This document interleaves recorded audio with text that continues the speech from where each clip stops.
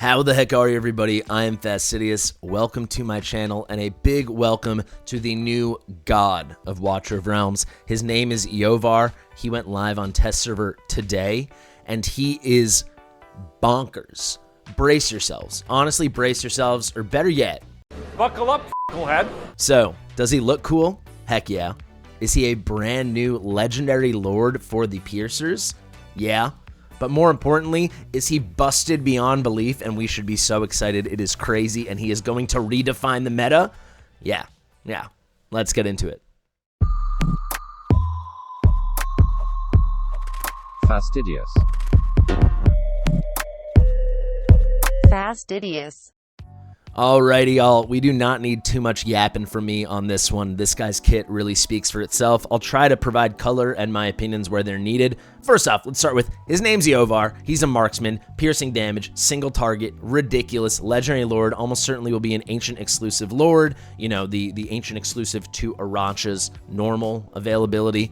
I will say there are now only 2 factions that are going to be in the game without an ancient exclusive lord, those being the Watchguard and the Nightmare Council. Let's talk about Iovar, though. He is so freaking good. Decidedly my new most wanted hero in the game. So, the talent. Conjures 1 flying sword every 4 seconds. There can be at most 12 flying swords at the same time.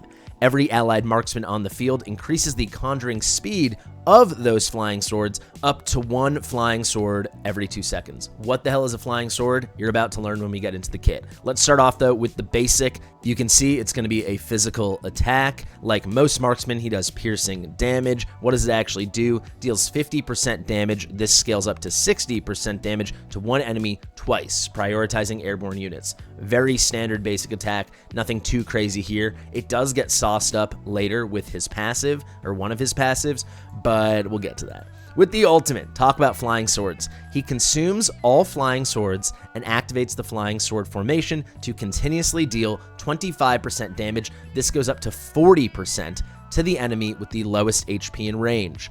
The frequency of strikes increases with the number of flying swords, reaching up to 60 strikes with 12 flying swords.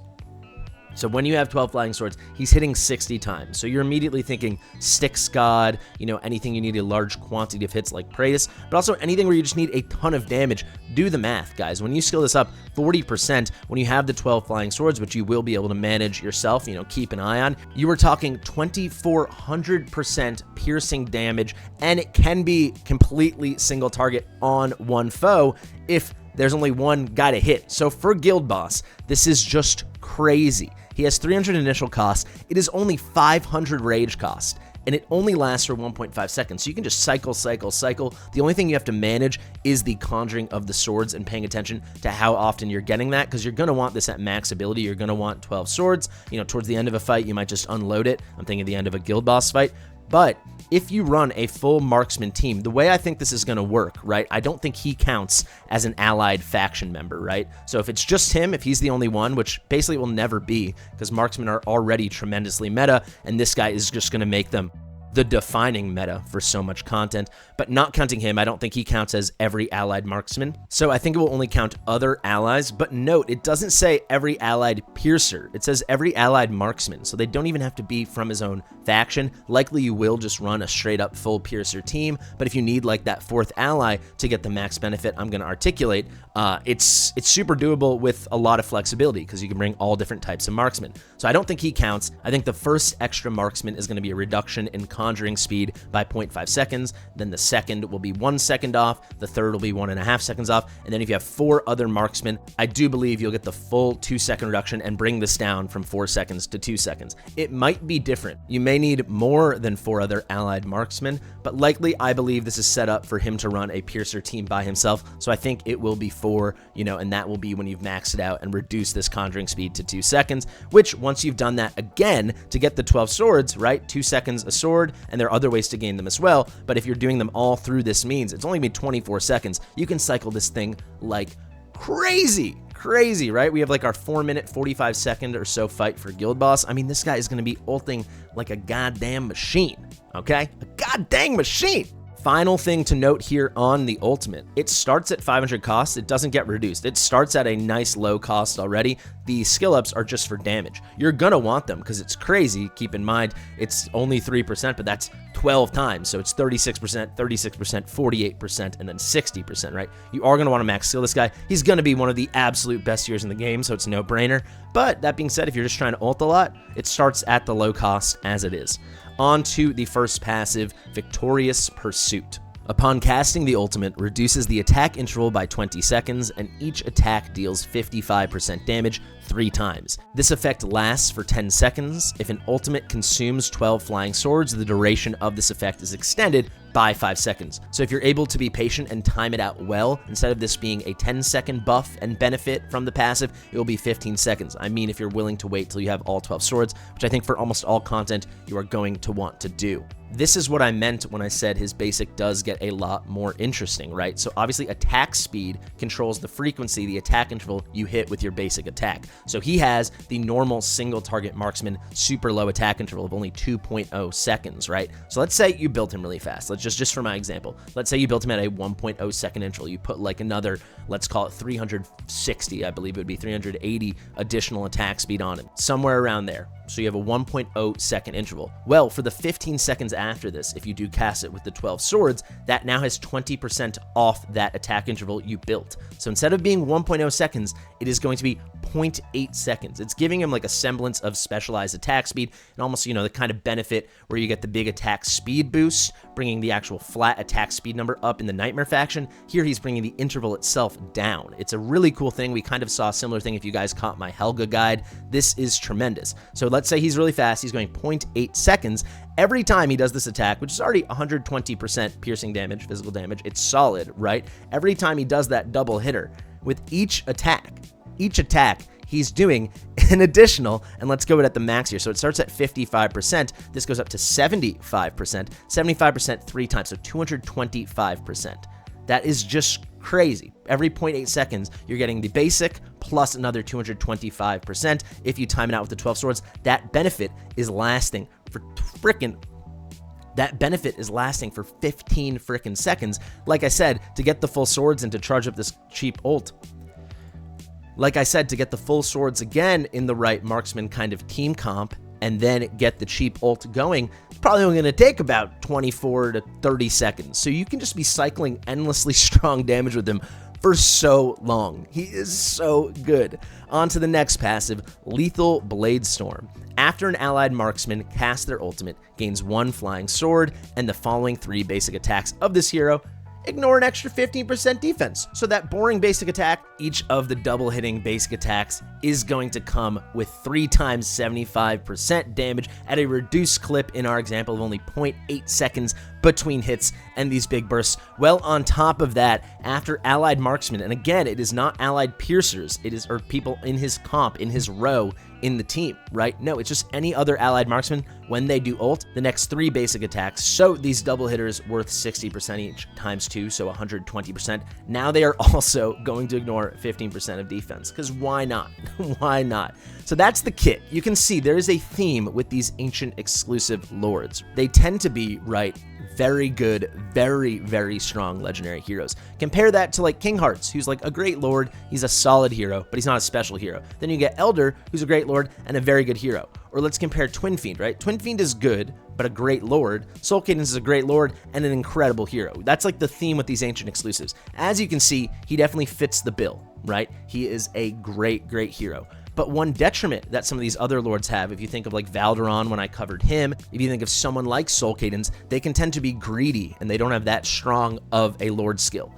Not the case with this guy. Not the case one flying flippin' bit, all right? Not even one flying sword's worth of a case. This guy is so cracked out with this lord skill, you wouldn't believe it. So Piercing Vision 3, I saved this for last because it is that freaking spiced up. You guys aren't going to believe it. Increases faction team members' basic attributes by 15%. Totally standard across every legendary lord in the game. Faction team members' attack ranges are also increased. Completely standard among all Piercer lords, Lunaria, Aracha, and now Iovar. But when deployed, faction team members' damage increases by 15% every 20 seconds, stacking up to 3 times. So Regardless of any distance, there's no weird thing like with Aracha, these little qualifications you have to worry about. After 1 minute, every single Piercer ally you are running on the team with him is going to have just a flat 45% damage boost. Nothing else to it. Just wait a minute and you've got it. After the first 20 seconds, you have a 15% boost. That's nice. After 40 seconds, all right, 30%, that's really good. That's equal to like a Spirit Siphon at max effect and max promotion. But then after a minute, only a minute. So again, thinking Guild Boss, you have over 3/4 of the fight left. After only a minute for the rest of the battle, 45% damage increase, full stop. This guy, Piercer are already so freaking meta, man, in so much content. Void Rift, you know, Styx boss. Now you can run him as a Lord. I mean, think of the quantity of hits. My God, right? But Guild Boss, right? Guild Boss is what a lot of us care the most about or care a huge amount about. Best faction by far once you have him in Guild Boss in the game. And he himself, I can't wait to see what kind of damage he does. If you look actually here, I have him grayed out. He was only just added, so I don't even have him on my roster yet. But this guy, this is who I think I'm saving for. If I hear any inkling that he's coming before Valderon, that's my moment, man. This guy is outrageous. Outrageous. He's so good. I am so excited. That's where I want to end it. I know people are going to ask about Awakening, so let's do that very quickly. But I think the main kit speaks for itself. I think it all synergizes beautifully. I think he looks cool. I think he's going to be crazy strong, but he doesn't feel broken yet. He just feels like a totally juiced up legendary lord. I love this guy. Iovar, I want you on my team. Aracha, dead to me. I don't care. I'm not pining for her anymore. This is my guy. I'm happy with Lunaria until I pick this guy up. Holy crap. Let me actually very quickly show you Aracha's Lord skill. So Aracha's Lord skill, every 1 tile away from the target increases their damage by 5% up to 50%.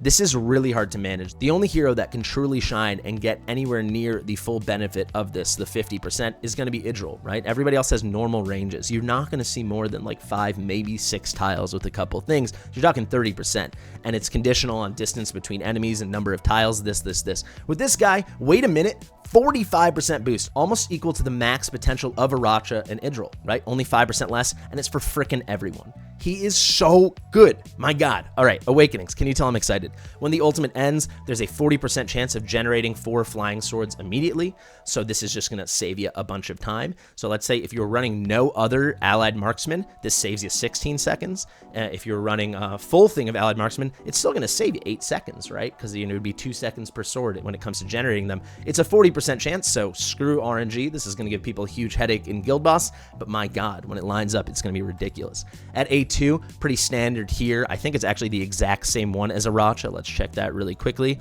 Yes, it is. So increases faction team members' damage to aerial units. It's really nice. It synergizes really well. Not going to help in Guild Boss, but it's going to be, I mean, if someone gets this guy like early, mid, or even late game, the boost he will give to your Gear Aid 3. I think he makes Gear Aid 3 the easiest Gear Aid by far to get 21 if you can snag this guy. At A3, the duration of Victorious Pursuit, this is his passive, is increased by 5 seconds. So now if you line it up perfectly and you trigger the ult with max swords, instead of being maxed out from 10 to 15, now it goes from 15 to 20.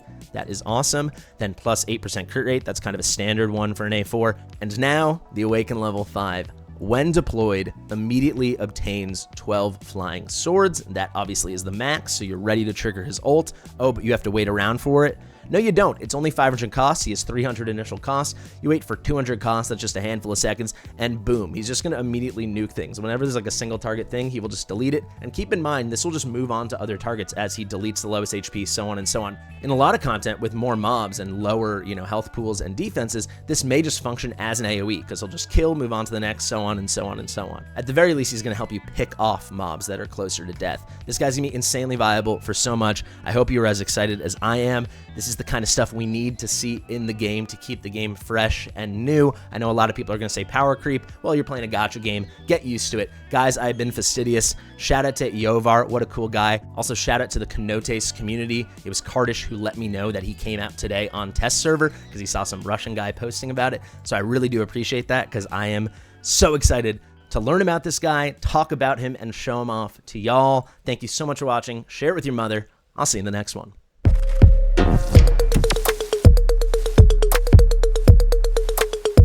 Fastidious.